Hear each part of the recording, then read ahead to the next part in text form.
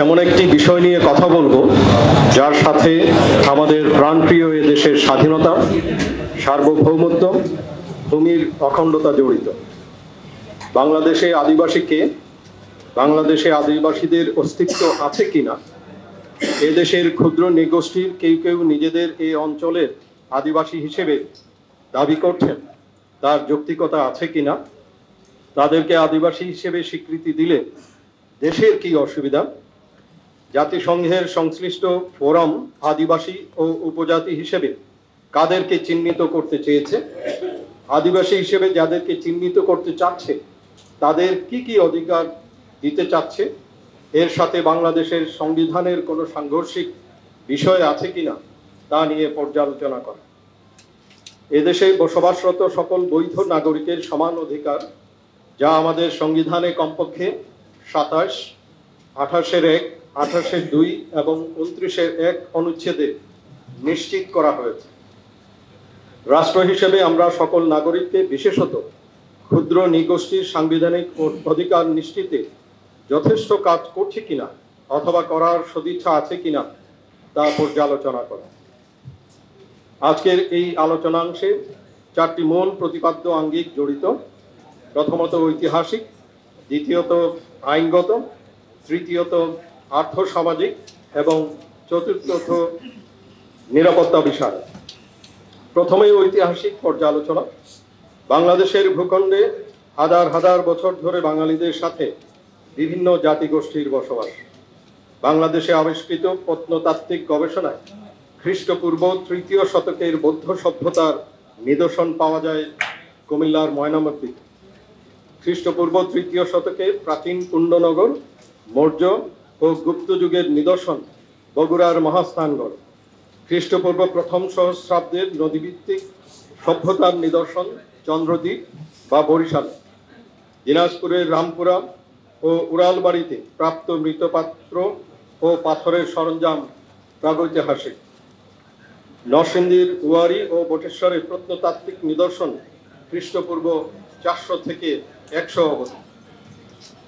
এরপর আমরা পাল রাজবংশ, সেন রাজবংশ, মোগল শাসন এবং ইংরেজ শাসনের কথা উল্লেখ করতে পারি। অর্থাৎ এই অঞ্চলে বাঙালির বসবাস প্রাগৈতিহাসিক যুগ ধরে। অপরদিকে বাংলাদেশে মোট 48টি ক্ষুদ্র নৃগোষ্ঠী ও উপজাতির বসবাস, তার মধ্যে 13টি উপজাতি পার্বত্য চট্টগ্রামে বসবাস করছে। এই জাতিগোষ্ঠী পার্শ্ববর্তী ভারত, চীন, মিয়ানমার ও তিব্বত অঞ্চল থেকে বিভিন্ন ঘটনার পরিপ্রেক্ষিতে এই অঞ্চলে অভিবাসন করে। আমি একে একে কয়েকটি উপজাতির তাদের ইতিহাস সম্পর্কে বলবো। প্রথমেই চাকমা। মঙ্গল কুমার চাকমা, জেমস ওয়ার্ড কক্সি, পল্লব চাকমা, মং সিংরে মারমা, হেলেনা বাবলি তালাং কর্তৃক গবেষণা ও সম্পাদিত পুস্তক বাংলাদেশের আদিবাসী এথনোগ্রাফি ও গবেষণা অনুযায়ী চাকমারা মূলত ছিল বর্তমান ভারতের ত্রিপুরা রাজ্যের চম্পকনগর থেকে পার্বত্য চট্টগ্রামে 500 বছরের কম সময়ে পূর্বে এসেছিল। আনুমানিক 1550 খ্রিস্টাব্দে পর্তুগিজ মানচিত্র প্রণেতা লাভান হা কর্তৃক অঙ্কিত মানচিত্রে চাকমাদের কথা উল্লেখ করা আছে। মারমা বাংলাপিডিয়া মতে মারমা শব্দটি উৎপত্তি হয়েছে বার্মিজ শব্দ মায়ানমার থেকে, যার অর্থ বার্মার অধিবাসী। 1784 সালে বার্মার রাজা বোদাপাও আরাকান আক্রমণ করে আরাকান রাজ্য বার্মার অন্তর্ভুক্ত করে। এই দখলের ফলে বার্মা জনগোষ্ঠী বাস্তুচ্যুত হয়ে পার্বত্য চট্টগ্রামে আশ্রয় গ্রহণ করে। ত্রিপুরা জনগোষ্ঠীর মূল উৎপত্তি ও আদি নিবাস ছিল ভারতের উত্তর পূর্বাঞ্চলের ত্রিপুরা রাজ্যে। রাজনৈতিক অস্থিরতা, জনসংখ্যা বৃদ্ধি, কৃষি ও বসতির প্রয়োজনে 1600 এবং 1800 শতাব্দীর মধ্যে তারা পার্বত্য চট্টগ্রামে আগমন করে। তারা ককবরক ভাষা ব্যবহার করে, যা তিব্বত বার্মা ভাষা পরিবারের অন্তর্ভুক্ত। কুকি জনগোষ্ঠী। আপনারা জানেন কুকি জনগোষ্ঠী 6টি অন্যান্য জনগোষ্ঠীর সম্মিলিত। তারা হলো লুসাই, বম, পাংখো, ম্রো, হ্যাং এবং খুমি। ধারণা করা হয় পার্বত্য চট্টগ্রামে সবচেয়ে প্রাচীন অভিবাসন ঘটেছে কুকি জনগোষ্ঠীর 1500 শতক থেকে 1800 শতকের মধ্যে। এদের উৎপত্তি স্থল মায়ানমারের রাখাইন ও চীন রাজ্য এবং ভারতের ত্রিপুরা এবং মিজোরাম থেকে।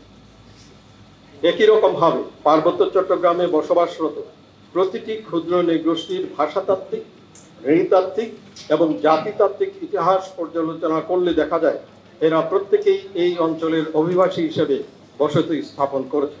তার প্রমাণ প্রখ্যাত উপজাতি গবেষক নৃতত্ত্ববিদ HRS হাচিনসন, যা 1906 সালে উনি প্রকাশ করেন, TH লিভিন 1869 সালে, অমরেন্দ্র লাল খিসার 1996 সালে, জে জাফর 1989 সালে এবং N আহমেদ 1959 সালে তাদের গবেষণাপত্র, লেখা, থিসিস এবং রিপোর্ট বিশ্লেষণে তা পাওয়া যায়। আইনগত প্রেক্ষাপট, আদিবাসী ও উপজাতি শব্দ দুটোর সাথে জাতিসংঘের মূলত দুটো কনভেনশন এবং একটি ডিক্লারেশন সম্পৃক্ত। প্রথমটি ILO কনভেনশন 107, যার পূর্ণ নাম indigenous and tribal population convention 1957। স্বাধীন দেশগুলোর উপজাতীয় বা আধা উপজাতীয়, যাকে ট্রাইবাল ও সেমি ট্রাইবাল বলা হয়, জনগোষ্ঠী যারা জাতীয় সমাজে সম্পূর্ণভাবে একীভূত হয়নি, তাদের জীবনমান, কর্ম পরিবেশ, শিক্ষা, স্বাস্থ্য ও ভূমি অধিকার উন্নয়নের লক্ষ্যে 1957 সালে তা গৃহীত হয়। এই কনভেনশনে উপজাতীয় এবং আধা উপজাতীয়দের মূল জাতীয় জীবনে, জাতীয় সমাজে একীভূত করার জন্য উৎসাহিত করা হয়েছে।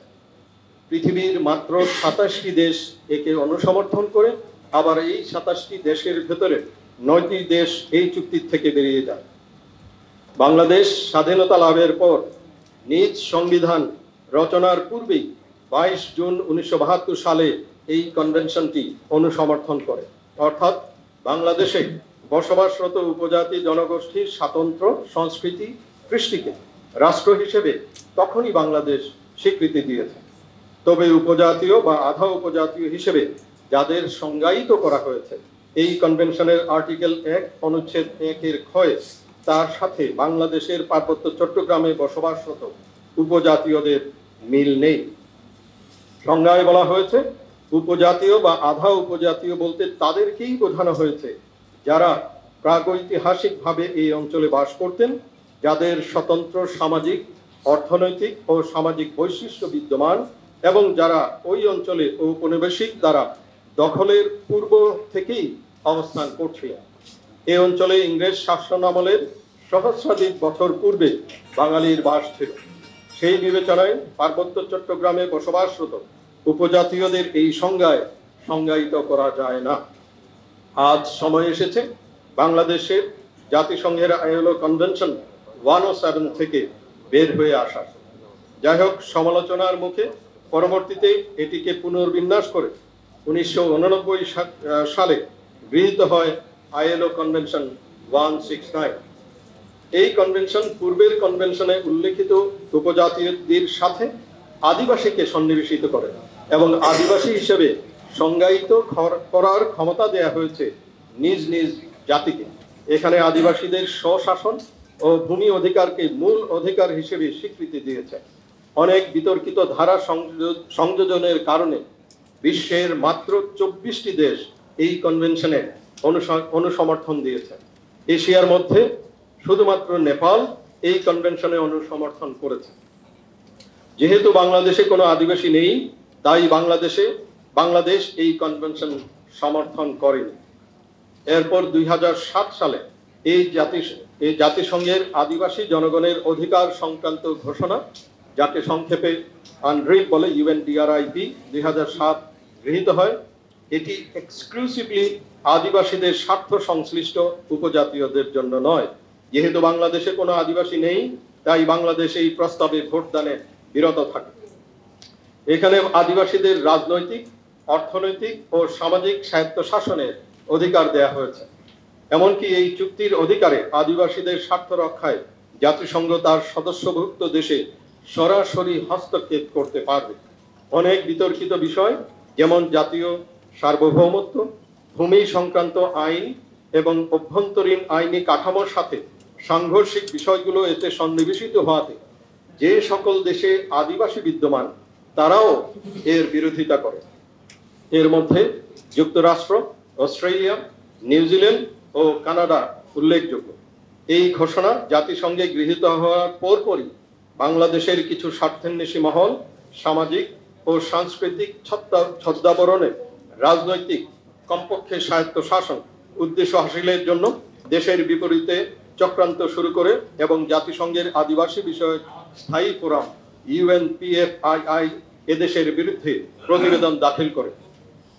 বাংলাদেশ সরকার জাতিসংঘ কর্তৃক সংজ্ঞায়িত আদিবাসী বিষয়ে 2005, 2010, 2011, 2018 এবং 2022 সালে বাংলাদেশে কোনো আদিবাসী নেই বলে দৃঢ় ও স্পষ্টভাবে অবস্থান ব্যাখ্যা করে। CST রেগুলেশন 1952 ধারায় পার্বত্য চট্টগ্রামে বসবাসরত উপজাতিদের অভিবাসী হিসেবে উল্লেখ করা হয়েছে। বাংলাদেশের সংবিধানে, শান্তি চুক্তিতে, পার্বত্য চট্টগ্রাম জেলা পরিষদ আইনে, পার্বত্য চট্টগ্রাম আঞ্চলিক পরিষদ আইনে উপজাতি হিসেবে লিপিবদ্ধ আছে। এমনকি 2008 সালের 9 সেপ্টেম্বর পার্বত্য চট্টগ্রাম বিষয়ক মন্ত্রণালয় থেকে পররাষ্ট্র মন্ত্রণালয়কে জানানো হয় যে বাংলাদেশে কোনো আদিবাসী নেই।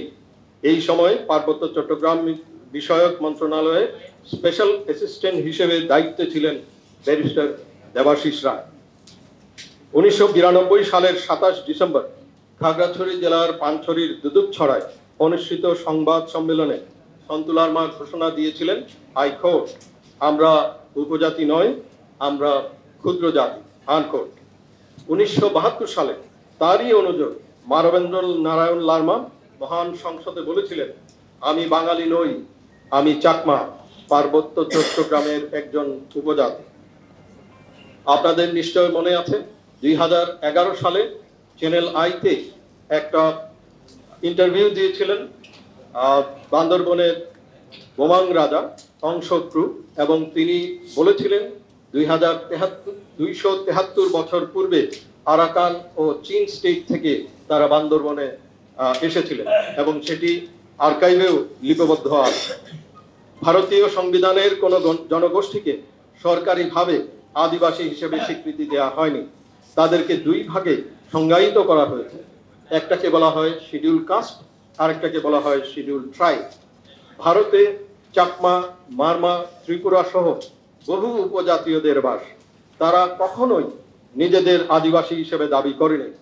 একই চাকমা যে পার্বত্য চট্টগ্রামে বসবাস করছে, তারা অরুণাচল প্রদেশে নিজেদের শিডিউল ট্রাইবস হিসেবে স্বীকৃতি চায়, যা অরুণাচলবাসী স্বীকার করে না।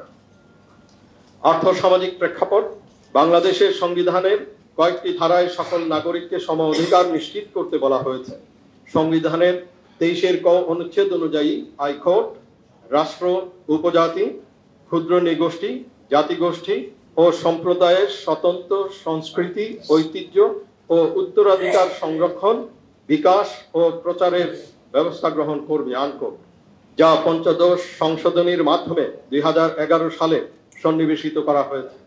রাষ্ট্রের দায়িত্ব পার্বত্য চট্টগ্রামে বসবাসরত প্রতিটি নাগরিকের অধিকার প্রতিষ্ঠা করা এবং তাদের সুষম আর্থসামাজিক উন্নয়ন নিশ্চিত করা। এই কাজটি আমরা রাষ্ট্র হিসাবে নিশ্চিত করতে পারিনি, যার কারণে বাঙালি সহ 14টি জনগোষ্ঠীর সমভাবে উন্নয়ন হয়নি। চাকমাদের মধ্যে শিক্ষিতের হার যেখানে 76%, সেখানে পার্বত্য চট্টগ্রামের বাঙালির শিক্ষিতের হার মাত্র 23% এবং উপজাতীয়দের গড় শিক্ষার হার 44%।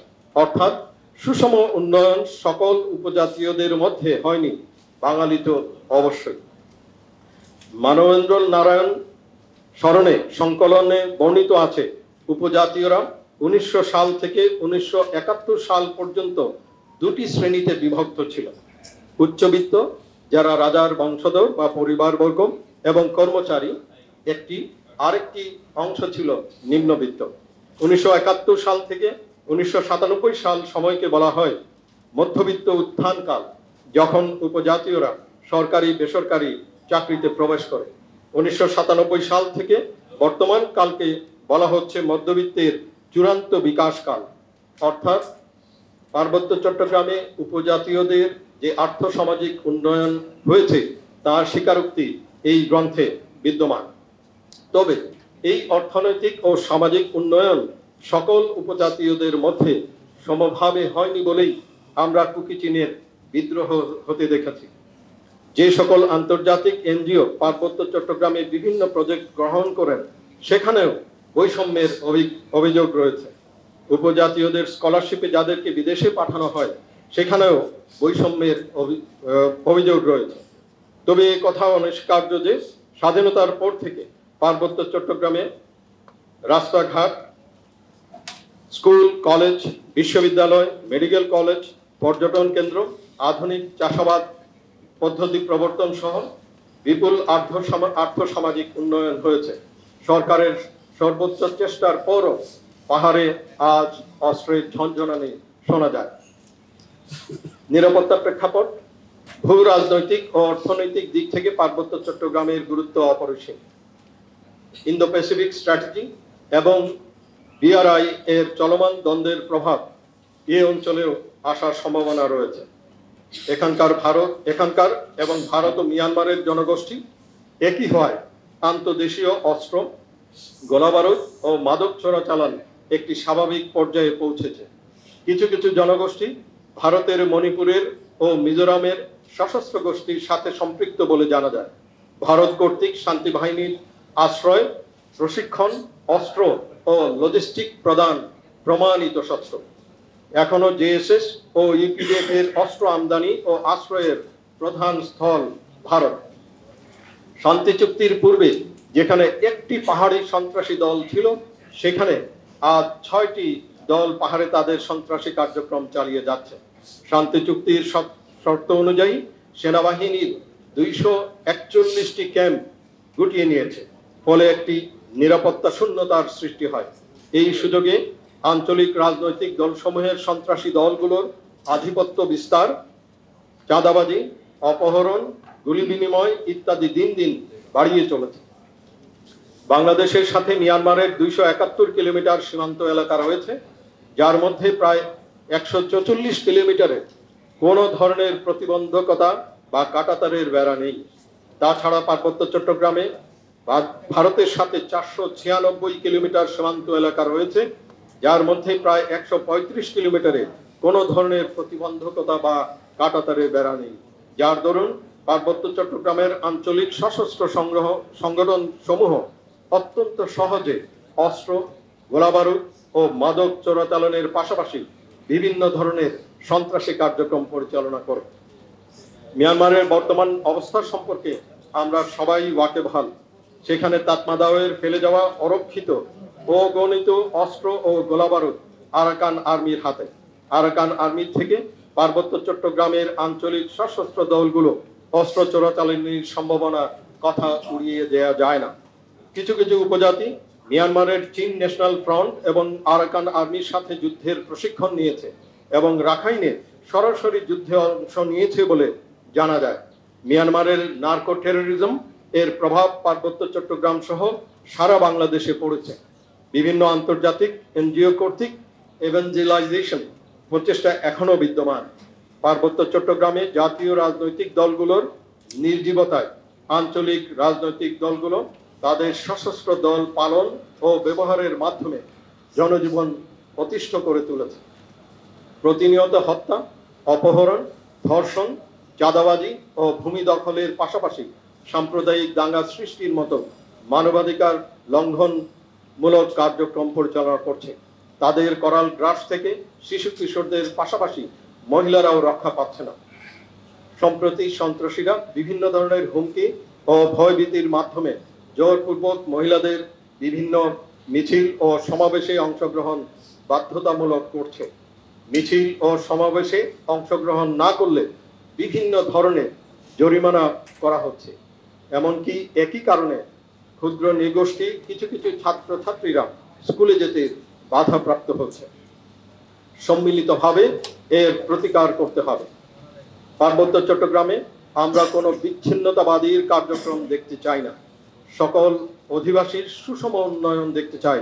অপার সম্ভাবনার পার্বত্য চট্টগ্রামে আরও আর্থসামাজিক উন্নয়ন দেখতে চাই। ক্ষুদ্র নৃগোষ্ঠী সহ সকল ধর্মের গোত্রের নির্বিঘ্নে নিজ নিজ ধর্মীয়, সামাজিক ও সাংস্কৃতিক চর্চা করার সুযোগ দেখতে চাই। আমরা সুরক্ষিত বর্ডার দেখতে চাই। জেএসএস এর প্রাক্তন সহ সভাপতি করুণালঙ্কার ভান্তে ওরফে মনোজিৎ জুম্মর মতো পার্শ্ববর্তী দেশে বসে দেশ বিরোধী কার্যক্রমের সমাপ্তি দেখতে চাই। সবাই মিলে আসুন একটি সুখময় শান্তিময় পার্বত্য অঞ্চল গড়ে তুলি। সবাইকে ধন্যবাদ।